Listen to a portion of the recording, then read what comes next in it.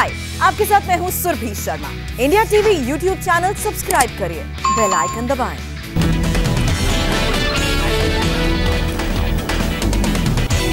पश्चिम बंगाल के जलपाईगुड़ी में हिंसा, बीजेपी ऑफिस में तोड़फोड़ और आगजनी का आरोप।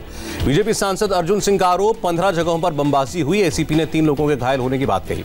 अर्जुन सिंह ने नामित सिंह के खिलाफ दर्ज कराया केस। टीएमसी कार्यकर्ता है नामित सिंह। बम हमले में मामले में बैरकपुर पुलिस कमिश्नर का दावा, राजनीतिक वजहों से टीएमसी और बीजेपी ने एक दूसरे पर बम फेंके। पुलिस कमिश्नर के बयान को अर्जुन सिंह ने एक तरफा बताया, पूछा क्या सबूत है। नंदीग्राम के सोनचूरा में केंद्रीय मंत्री धर्मेंद्र प्रधान की रैली के दौरान हमला, बीजेपी का एक कार्यकर्ता जख्मी। धर्मेंद्र प्रधान ने घायल कार्यकर्ता को अस्पताल पहुंचाया। चुनाव आयोग से की अर्धसैनिक बलों की संख्या बढ़ाने की मांग। नंदीग्राम में धर्मेंद्र प्रधान ने ममता पर हमला बोला, कहा उन्हें लोकतांत्रिक तरीके से चुनाव लड़ना चाहिए। बीजेपी नेता कैलाश विजयवर्गीय का बड़ा बयान, कहा टीएमसी का मतलब हिंसा वाली राजनीति। ममता के मंत्री फिरहाद हकीम ने कहा झूठ बोल रही है बीजेपी, यह हंगामा बीजेपी के लोगों ने ही किया है। नंदीग्राम के हमले को लेकर टीएमसी ने चुनाव आयोग से शिकायत की। बीजेपी का डेलीगेशन भी चुनाव आयोग पहुंचा। बीजेपी डेलीगेशन ने चुनाव आयोग के सामने 3 मांगे रखी। कहा बंगाल पुलिस चुनाव आयोग को कुछ नहीं समझती। नंदीग्राम हंगामे को लेकर भी ईसी से शिकायत। ममता के आचार संहिता के उल्लंघन का भी मुद्दा उठाया। ईडी ने टीएमसी नेता विनय मिश्रा और उनके भाई विकास मिश्रा की संपत्ति कुर्क की। पशु तस्करी का मामला। मुख्यमंत्री ममता बनर्जी ने खड़गपुर में जनसभा की। कहा बीजेपी चुनाव में पैसे बांटती है तो उसके आगे सिर मत झुकाओ। ममता बनर्जी ने कहा वो मैदान छोड़कर भागेंगी नहीं, जनता के साथ मिलकर लड़ेंगी। दिल्ली के मुख्यमंत्री अरविंद केजरीवाल की कामना, बंगाल चुनाव में ममता की पार्टी भारी बहुमत से विजयी हो। पश्चिम बंगाल की पुरुलिया में प्रधानमंत्री मोदी ने जनसभा की। कहा इस चुनाव में टीएमसी साफ हो जाएगी। प्रधानमंत्री मोदी ने टीएमसी पर दलित, बैकवर्ड और आदिवासियों की अनदेखी का आरोप लगाया। कहा तीनों कटमनी और टोलाबाजी से त्रस्त। प्रधानमंत्री मोदी ने टीएमसी का मतलब समझाया। कहा टीएमसी मतलब ट्रांसफर माय कमीशन। बंगाल के बाद असम में प्रधानमंत्री मोदी की जनसभा। कहा असम की जनता और बीजेपी का दिल जुड़ा हुआ है। प्रधानमंत्री ने कांग्रेस पर हमला बोला। कहा कांग्रेस के पास न नेता है और न नीति, वोट के लिए धोखा देना कांग्रेस का स्वभाव। बीजेपी ने चौथे फेज के लिए उम्मीदवारों की लिस्ट जारी की। श्रावंती चैटर्जी और वैशाली डालमिया को उतारा। बंगाल चुनाव के लिए बीजेपी ने आखिरी 4 चरण के लिए अपने उम्मीदवारों के नाम का ऐलान किया। 148 उम्मीदवारों में से बीजेपी ने 6 मुसलमानों को टिकट दिया। मुकुल रॉय कृष्णानगर उत्तर से चुनाव लड़ेंगे। रामायण में राम का किरदार निभा चुके अभिनेता अरुण गोविल ने बीजेपी ज्वाइन की। दिल्ली में सदस्यता ली। शुक्रवार से 2 दिन के दौरे पर असम जाएंगे राहुल गांधी। जनसभाओं को संबोधित करेंगे।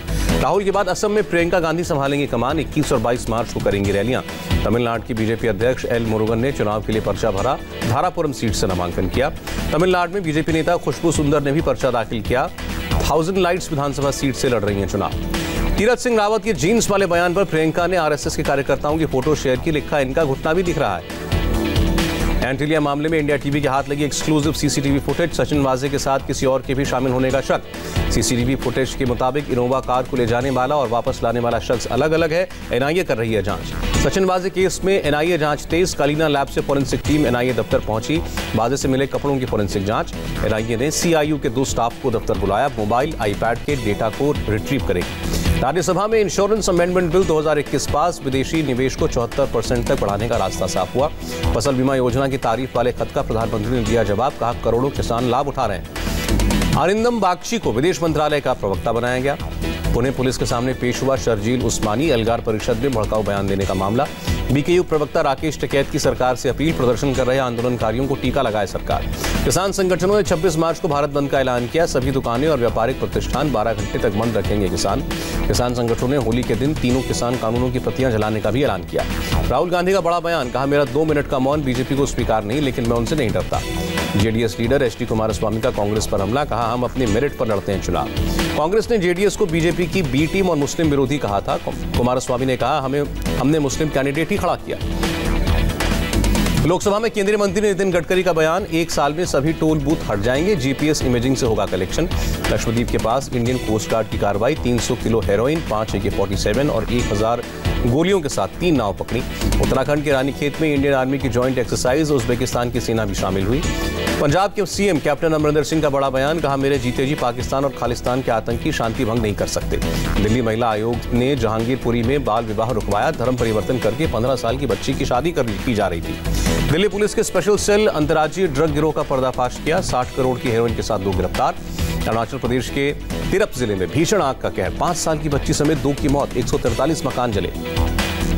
कोरोना ने तोड़े इस साल के सारे रिकॉर्ड। 24 घंटे में 35,871 नए केस, 172 मौतें। सीरम के सीईओ अदार पूनावाला और चेयरमैन साइरस पूनावाला ने राष्ट्रपति रामनाथ कोविंद से मुलाकात की। महाराष्ट्र में कोरोना केसेस को लेकर मुख्यमंत्री की high level meeting, health minister Rajesh Tope और हेल्थ सेक्रेटरी भी शामिल हुए। महाराष्ट्र में एक दिन के अंदर 25,833 नए मामले, पूरे राज्य में 58 मौतें। मुंबई में फूटा कोरोना बम, 2021 में सबसे ज्यादा 2,877 नए केस, 8 मौतें। नागपुर में कोरोना बेलगाम, 24 घंटे में 3,796 केस, 23 लोगों ने जान गंवाई। महाराष्ट्र के नांदौर में स्टूडेंट और टीचर समेत 30 लोग संक्रमित, पालघर जिला प्रशासन ने हॉस्टल सील किया। दिल्ली के मुख्यमंत्री केजरीवाल का ऐलान, दिल्ली में 1.25 लाख लोगों को रोजाना लगेंगे टीके, वैक्सीनेशन सेंटर भी दुगने होंगे। दिल्ली में सुबह 9 बजे से रात 9 बजे तक लगेंगे कोरोना के टीके, एसओपी का कड़ाई से पालन होगा। मुख्यमंत्री केजरीवाल ने केंद्र को लिखी चिट्ठी, कहा 18 साल से ज्यादा उम्र के लोगों को टीका लगाने की छूट मिले। दिल्ली में कोरोना को लेकर बड़ी सख्ती, अब तक 5,62,000 लोगों के चालान काटे गए। मास्क न पहनने पर बुधवार को 500 लोगों पर लगा जुर्माना, 5,20,000 से ज्यादा वसूले गए पैसे। गौतम बुद्ध नगर में 30 अप्रैल तक लगाई गई धारा 144, कोरोना संक्रमण के खतरे को देखते हुए फैसला। एमपी के राजगढ़ में जीएनएम ट्रेनिंग कर रही 12 छात्राओं को कोरोना हुआ, कोरोना बढ़ने पर धारा 144 लागू। एमपी के बड़वानी में भी धारा 144 लगी। महाराष्ट्र से आने वाले लोग 7 दिन क्वारंटीन में रहेंगे। गुजरात में कोरोना के 1,276 नए मामले, 24 घंटे में 3 मौतें। अहमदाबाद में रात 9 बजे से सुबह 6 बजे तक नाइट कर्फ्यू, शनिवार और रविवार को मॉल्स और सिनेमाघर बंद। अहमदाबाद में 2 नगर निगम के स्कूल 10 अप्रैल तक बंद रहेंगे, सभी परीक्षाएं भी अब अप्रैल में होंगी। अहमदाबाद में हॉस्पिटल और नर्सिंग होम एसोसिएशन ने सरकार से की मांग, राज्य में आने वाले हर शख्स की कोरोना जांच हो। मणिपाल इंस्टीट्यूट ऑफ टेक्नोलॉजी में कोरोना विस्फोट, 59 छात्र पॉजिटिव। केरल से कर्नाटक आने वालों के लिए RT-PCR टेस्ट जरूरी, बॉर्डर पर टेस्टिंग का काम तेज। कर्नाटक में 6.5% वैक्सीन बर्बादी का मामला, हेल्थ मिनिस्टर के सुधाकर ने कहा संस्थाओं की होगी जवाबदेही। सिक्किम में रात 10:30 बजे से सुबह 6 बजे तक नहीं चलेंगी गाड़ियां, केवल इमरजेंसी सेवाओं को छूट। केरल में कोरोना के 1,899 मामले आए, 24 घंटे में 15 मौतें। एस्ट्राजेनेका की वैक्सीन से कोई खतरा नहीं, WHO ने कहा वैक्सीन पूरी तरह सेफ है। संयुक्त राष्ट्र ने जताया आशंका, कहा सीजनल हो सकता है कोरोना वायरस। ब्राजील में कोरोना से एक दिन में 2,841 मौतें, स्वास्थ्य मंत्री ने कहा एस्ट्राजेनेका वैक्सीन रेडी है। वैक्सीन विवाद के बीच ब्रिटेन के प्रधानमंत्री बोरिस जॉनसन का ऐलान, बोले मैं खुद लगवाऊंगा टीका। कोरोना एंटीबॉडी के साथ दुनिया में पहली बच्ची का जन्म हुआ, अमेरिका में गर्भवती को लगी थी मॉडर्ना की वैक्सीन। कमला हैरिस के घर के बाहर हथियार के साथ एक शख्स गिरफ्तार, सुरक्षा बढ़ाई गई। बाइडेन के हत्यारे वाले बयान पर रूस में बड़ी हलचल, पुतिन ने अमेरिका में अपने राजदूत को मॉस्को बुलाया। 3 कंपनियों पर अमेरिकी कार्रवाई का चीन ने विरोध जताया, प्रतिबंध न लगाने की अपील। पाकिस्तान के आर्मी चीफ जनरल बाजवा का बयान, कहा भारत और पाकिस्तान को अतीत दफना देना चाहिए। काबुल में सरकारी कर्मचारियों की बस पर हमला, बच्चे समेत 4 की मौत, 13 घायल। म्यांमार में प्रदर्शनकारियों ने पुलिस बैरिकेड्स में आग लगाई, आग से सेना का रास्ता रोकने की कोशिश। इंडोनेशिया में 22 संदिग्ध आतंकी गिरफ्तार, अलकायदा से जुड़े संगठन के सदस्य हैं सभी आतंकी। हैती में पुलिस स्टेशनों पर एक संगठन का हमला करने वाले पुलिस के ही जवान बताए गए।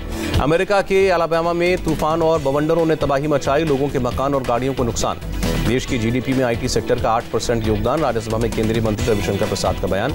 जेट एयरवेज के पूर्व CEO विनय दुबे शुरू कर सकते हैं घरेलू एयरलाइन, 2021 के आखिर में लॉन्च हो सकती है कंपनी। US डॉलर के मुकाबले रुपए का भाव 2 पैसे बढ़ा, $1 की कीमत 72.53 रुपए। गिरावट के साथ बंद हुआ शेयर बाजार, सेंसेक्स 585 और निफ्टी 163 अंक नीचे आया। चौथे T20 में इंग्लैंड ने फिर जीता टॉस, टीम इंडिया की पहले बल्लेबाजी। भारत की ओर से सूर्य कुमार यादव ने पहले ही इंटरनेशनल मैच में कमाल किया, सिर्फ 31 गेंदों पर खेली 57 रनों की धमाकेदार पारी। सधी हुई शुरुआत के बाद आज फिर KL राहुल ने निराश किया, 14 रन बनाकर आउट हुए। टीम इंडिया ने प्लेइंग 11 में 2 बदलाव किए, सूर्य कुमार यादव और राहुल चहर को मौका। T20 वर्ल्ड कप से पहले दक्षिण अफ्रीका और न्यूजीलैंड के खिलाफ बाइलैटरल सीरीज खेलेगी भारतीय टीम, और न्यूजीलैंड के बल्लेबाज रॉस टेलर चोट की वजह से बांग्लादेश के खिलाफ होने वाले पहले T20 से बाहर। हाय, आई एम सुरभि शर्मा। खबरों से अपडेट रहने के लिए India TV YouTube channel subscribe करिए, साथ में बेल आइकन जरूर दबाएं। जुड़े रहें इंडिया टीवी के साथ।